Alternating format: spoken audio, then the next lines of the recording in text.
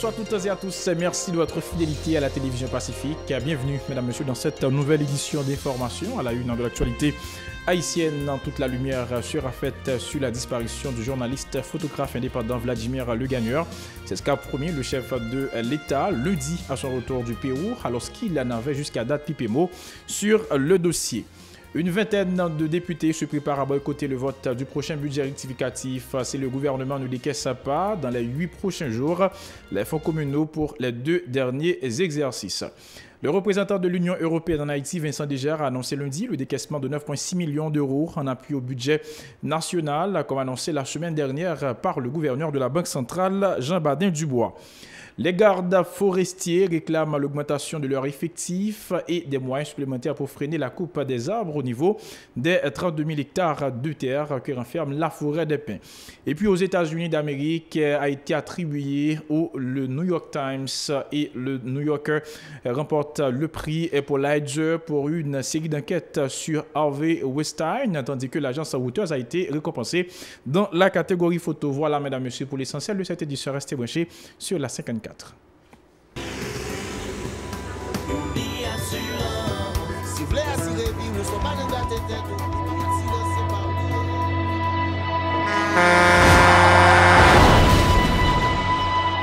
En général, moun pa reme prend assurance.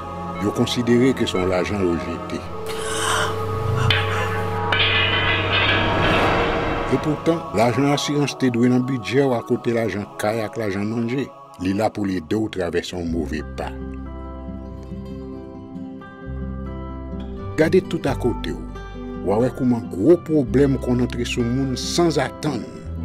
Mandez Dieu pardon, ça qu'arrive au tout. Une assurance dit ou précaution pas capon. Les mal arrivés, les faux amis flair saison a fait comme si on pas de jambe connaît ou. Une assurance après rétaver au pour le dire continuer vivre la vie ou quitter ce course-là, non mais nous.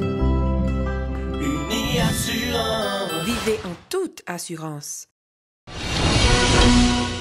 Bienvenue, mesdames et messieurs, dans le développement du journal. Comme annoncé un titre, plus d'1 mois après la disparition du journaliste photographe indépendant Vladimir Le Gagneur, 30 ans, alors qu'il s'était rendu dans le quartier de Martissan pour réaliser un reportage. Le président Jovenel Moïse se prononce enfin sur le dossier. La police et la justice haïtienne travaillent d'arrache-pied pour faire la lumière sur cette disparition, a assuré le chef de l'État à son retour du Pérou, où il a participé au 8e sommet des Amériques. On l'écoute au micro de Rigan. La justice, pays d'Haïti, la police, ou état-major qui est là ensemble avec nous, moi je connais un pile travail qui commence à faire déjà, ça fait disparition journaliste Vladimir Le Gagneur. Nous avons parlé de disparition parce que nous avons une preuve qui dit nous que le journaliste est mort. Je demandé la police, je demandé la justice, TCPJ pour continuer le travail 24 sur 24 pour nous joindre vérité sur les affaires de la mort journaliste. Parce que nous disons, sont acquis démocratiques que nous avons, liberté de la presse. Si nous-mêmes, dans le niveau de l'État, nous faisons tout ça dans moyen pas nous, pour nous protéger les travailleurs de la presse, nous ne sommes pas d'accord pour un groupe de bandits qui a choisi eux-mêmes pour faire nous la loi dans le pays. Parce que nous disons, bandits, ou là pour la police arrêter ou pour mener la justice pour juger ou. Nous travaillons pour que l'État l'ordre que nous toujours dit pour que le pays nous pas quitter le sombrer dans l'anarchie parce que pas aucun côté que ça mène aucun pays sur la terre. Le représentant de l'Union européenne en Haïti, Vincent Dégère, a annoncé lundi un décaissement de 9,6 millions d'euros en appui budgétaire à Haïti. Le diplomate en a profité pour préconiser la bonne gouvernance et une meilleure gestion de l'aide internationale. À ces propos recueillis par Mario Sylvain et Francineus. Notre engagement financier, il y a aussi cette question-là, c'est 120 millions d'euros au total sur les 3 ans, 100 millions d'appui budgétaire et 20 millions d'appui technique. Cette année, notre objectif, c'est de décaisser effectivement l'équivalent de 30 millions d'euros, c'est-à-dire 37 millions de dollars. C'était un petit peu moins initialement, l'État nous a demandé d'augmenter cette proportion, donc on a augmenté effectivement cette proportion, donc on a suivi la demande de l'État haïtien de ce point de vue-là, donc on attend maintenant, de signer la convention, et quand la convention sera signée, d'obtenir la demande de décaissement. Et là, je tombe sur la question suivante, qui est la question de la trajectoire du déficit. Évidemment, notre souci, c'est d'injecter des finances publiques européennes dans le budget de l'État. Encore faut-il évidemment que ce budget de l'État soit bien géré, que la trajectoire économique soit une trajectoire macroéconomique saine de ce point de vue-là. Donc on a accueilli favorablement la signature avec le FMI de l'accord du mois de mars là, qui est tombé, ce qui était une bonne nouvelle pour nous. Maintenant, il faudra effectivement que ce qui a été prévu, il faudra peut-être revoir le budget, si les ressources ne sont pas à la hauteur des rentrées attendues, etc., si le taux de croissance n'est pas au niveau espéré. Donc il va falloir peut-être ajuster les comptes de ce point de vue-là. Donc on aimerait voir effectivement que cette trajectoire macroéconomique saine soit bien suivie. Autre nouvelle, une vingtaine de députés appellent le Premier ministre Jacques-Guy Lafontaine à respecter les articles 70.1, 73 et 75 de la loi budgétaire en vigueur sous peine de boycotter le vote du prochain budget rectificatif. Ces parlementaires accordent au chef du gouvernement un délai de 8 jours francs pour se conformer aux exigences des dispositions légales précitées, au conditionnement égal et aux participations au vote du budget rectificatif par le décaissement des 3 millions de gourdes prévus par commune dans le budget rectificatif 2016-2017 au profit des projets communaux. Les parlementaires réfractaires réclament aussi les 7 millions de gourdes par commune inscrites dans le budget 2017-2018 au profit des projets communaux ainsi qu'un montant de 2 millions de gourdes par section communale prévu dans le cadre du budget 2017-2018 pour les conseils d'administration des sections communales CASEC, car selon une correspondance adressée le 5 avril dernier par les intéressés au Premier ministre Jacques-Guy Lafontaine. La directrice générale du Centre de facilitation des investissements CFI, Tessa Jacques, a dressé lundi au ministère de la Communication un bilan satisfaisant de sa première année à la tête de cette institution publique. Parmi ses réalisations, Mme Jacques cite la création en septembre 2017 du Forum de compétitivité et d'investissement. Tessa Jacques a en outre annoncé un projet de répertoire des fournisseurs de services de concert avec la Chambre de commerce et d'industrie en Haïti. Elle est au micro de Stéphanie Char et de Guy Garnuel. Par rapport à plaidoyer pour la compétitivité et investissement en Haïti, et nous avons lancé une cellule de travail multisectorielle avec BRH, et MEF, Chambre de commerce et d'industrie d'Haïti et l'autre. Et nous avons élaboré un plan d'action pour compétitivité et investissement. Alors, c'est réalisation de tout le travail, ça, c'était Forum sur la compétitivité et l'investissement qui était fait en septembre l'année passée. L'autre bail que nous faisons, c'est que nous avons lancé une plateforme qui est Open Data, qui c'est un portail numérique en ligne qui a accès à données ouvertes. Ça veut dire que son bail qui est gratis, tout le monde, n'importe qui a accès à Internet, qui a monté sous lui, une application mobile, tout. Il a accès à peu près 157 bases de données et analyse de secteur porteur en Haïti. Nous lançons l'autre plateforme qui est les Haïti Digital Services, qui sont guichets uniques en ligne de solutions pour tout le monde qui a voulu œuvrer dans le secteur BPO. Alors, là, nous dit BPO, nous avons parlé de externalisation des processus d'affaires. Et dans le lancement, nous avons fait un gros événement avec 1000 jeunes dans le Caribbean Convention Center. Le côté, nous avons présenté ce secteur-là, potentialité secteur-là, potentialité d'emploi et comment ils peuvent utiliser la plateforme. Suite à l'événement, nous avons fait un forum d'investissement avec des investisseurs étrangers qui étaient intéressés à apprendre connaître l'opportunité qui y a en Haïti pour le secteur BPO.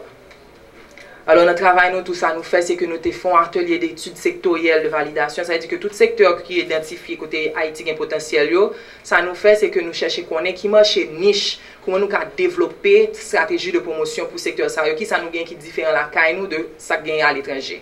Tessa Jacques en a profité pour rappeler la mission du Centre de facilitation des investissements. Le CFI s'impose dans la promotion d'opportunités d'investissement dans le pays, faciliter les investisseurs haïtiens et étrangers dans la réalisation de leurs projets. Le centre se propose également de faciliter des visites d'évaluation dans le pays en faveur des investisseurs étrangers et de leur fournir des informations nécessaires à ces déclarations. Et mission CFI, c'est pour lui faire promotion, opportunités d'investissement qui existaient dans le pays d'Haïti. Et ça nous fait tout, c'est que nous faciliter et investisseurs sont capables d'atterrir projet. Alors, pour nous capables de remplir mission ça, qui ça nous fait, mes services que nous offrons. Alors, nous faciliter visite investisseurs potentiels en Haïti, surtout si il y a un étranger qui a rentré, qui a fait investissement direct étranger, nous faciliter et en fait nous organiser, nous faire visite et nous faire échange avec d'autres entités locales, c'est-à-dire que ce soit secteur privé local, que ce soit l'autre agence gouvernementale, nous aider à identifier sites pour projet, dépendamment de ça. Si on veut mettre une usine en Haïti, nous pouvons faire visiter différents parcs industriels que nous gagnons, nous pouvons faire visiter une zone franche privée, dépendamment de ça, nous voulons faire. Et nous fournir informations qui sont nécessaires à investisseurs, notamment sur l'opportunité et environnement des affaires en Haïti, le processus légal que ça comprenne. Nous aussi offrons un service aftercare pour investisseurs qui sont établis en Haïti, que ce soit investisseurs locaux ou investisseurs étrangers, et qui veut dire que nous accompagnons dans le plan de réinvestissement et de développement. Alors, nous là pour nous tout assister dans toute étape de création d'entreprise. Pour faire nous penser à l'autre bail, pour avoir potentialité nous, tout ça que nous l'autre bail que nous capables de faire. L'ex-agent intérimaire de Tiot, Dieveil Mangonès, invite le ministère de l'Éducation nationale à adopter des mesures pour permettre aux élèves de subir les épreuves officielles dans la commune. Ces derniers se rendent habituellement dans la commune d'Ansapitre pour passer les examens d'État. Selon M. Mangonès, il est temps de redonner à Tiot son siège qui a été déplacé suite à un incident. Il est au micro de Jean-Maxime Dorsey et de Rigueur Noël. Il y a eu un incident qui était passé dans le baccalauréat l'année dernière et ils sont censés bloquer le siège là en attendant. Et laisser en ça, petit moun yo pas le composer, nous-mêmes notamment dans la zone nous avons un problème parce que les gens qui sont dans l'école, c'est des gens qui n'ont pas de moyens. C'est nous qui avons des machines ou bien pour nous bailler au cob. Nous avons souhaité le ministre là, avec le président de la République là, avec la commission dans le Sénat. Et nous avons deux gens qui sont dans la commission Sénat, c'est mon CDSE. Député Ketel Jean-Philippe, avec le sénateur J.P. Chéribin. Je ne pas comprendre comment nous faisons, nous pas parler sur ça pour nous chita sérieux. Et en plus, l'État n'a pas courir pour les gens qui crasent en côté. Il faut l'État prendre responsabilité. Et les gens qui prennent pour surveiller un tout, il faut ne pas prendre 10 amis. Il faut venir dans la communauté pour prendre qui capable, pour prendre les gens qui capable dans l'école. Nous prenons 10 ans, nous venons faire des ordres, et puis qu'on a ces jeunes tchotio, ces paysans qui passent misère pour voir petite l'école qui a payé les conséquences là. Le problème qui s'allie, c'était un siège baccalauréat Genchot. Mais il y a un élève qui te prend un téléphone, et puis il a dit surveillant ça, et puis il y a un délégué qui est pour les responsables là, et puis il y a une agression qui fait, nous a agressé, il a manqué mon levier siège là. Imagine pour tchot, il y a un niveau tchot qu'on est là pour nous déplacer, nous pas dans sa pite, nous pas le composer. Et si vous voulez aller dans un camion, il y a un qui tombe dans la machine qui manque mon. Des gardes forestiers invitent le gouvernement à augmenter leur effectif et à leur accorder des moyens supplémentaires pour lutter contre la coupe des arbres au niveau des 32 000 hectares de terre que renferme la forêt des pins. Des Ulysse Janel est l'un d'entre eux. Il est au micro de Jean-Maxime Dorsey et de David Mercius. La forêt des pins a 32 000 hectares en pin qu'on a réduit avec 12 000 hectares.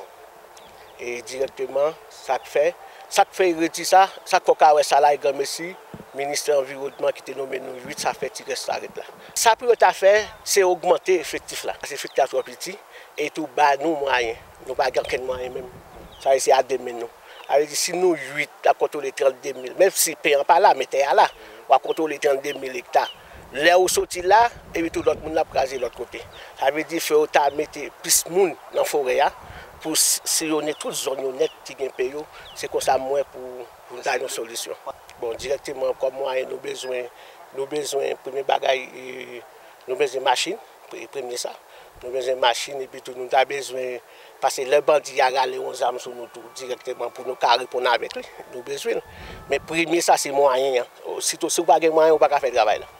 Parce que nous avons volonté, nous ces petites forêts, nous ne pouvons pas rester forêt ça détruit, ça fait nous-mêmes, nous sommes ici à aller tout roche. D'ici à tout roche, c'est 47 km ouais, pour faire. Coup d'œil à présent dans l'actualité internationale, nous allons nous rendre directement aux États-Unis d'Amérique où le prix Pulitzer a été attribué au New York Times et au New Yorker pour une série d'enquêtes sur Harvey Weinstein. Un premier article publié le 5 octobre 2017 a fait l'effet d'une bombe. Il citait les témoignages de plusieurs femmes affirmant avoir été violées ou encore harcelées par le puissant producteur hollywoodien dans la catégorie photo. C'est bien l'agence Reuters qui a été récompensée, entre autres, pour sa couverture de la crise des Rohingyas en Birmanie et au Bangladesh. Voilà, mesdames, messieurs, pour l'essentiel de cette édition d'information. Merci à vous qui l'avez suivi. Je vous invite à rester branchés sur la 54 pour la suite de la programmation.